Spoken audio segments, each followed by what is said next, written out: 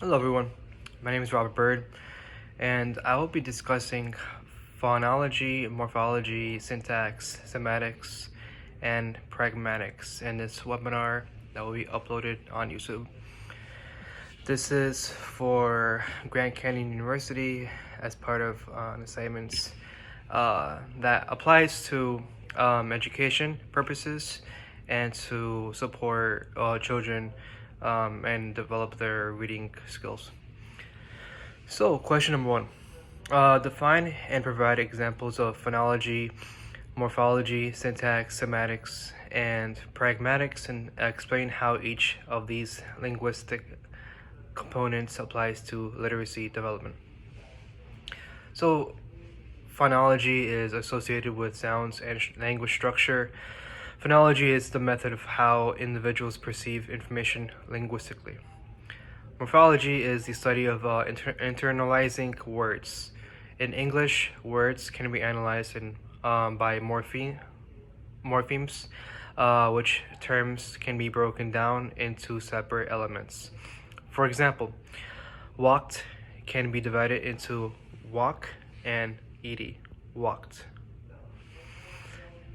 Syntax is the method how letters are formed, create words, phrases, clauses. Syntax provides a conclusive form of constructing a sentence that is expressed to the listener. Semantics is the study of understanding and perspective. It's the investigation of how words, phrases, and sentences evoke concepts and ideas in our minds. Pragmatics is the study of expressions, perception while receiving feedback from a speaker.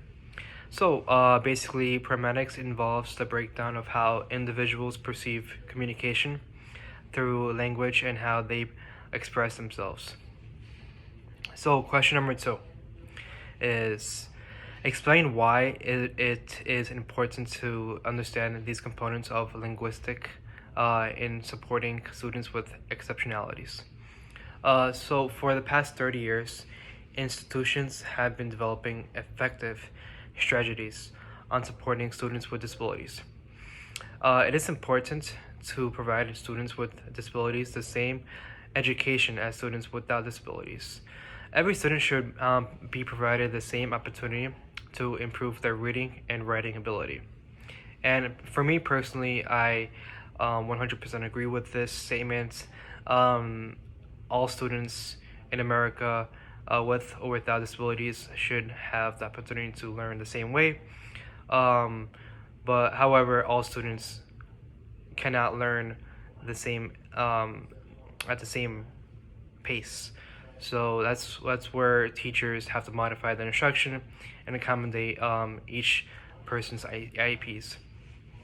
So for the third question, describe 2 to 3 developmentally appropriate research-based instructional strategies to support the language and literacy development of early childhood students who struggle with linguistic components. So educators modifying their instruction to enhance the reading comprehension for students with disabilities can incorporate direct questioning, monitor the level of difficulty for each task.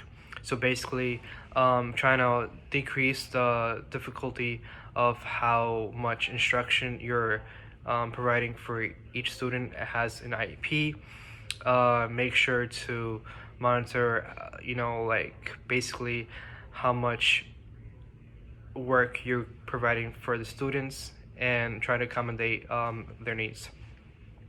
Constantly elaborate, elaborate on your instruction and what you're referring to. Provide lots of examples so students can understand thoroughly.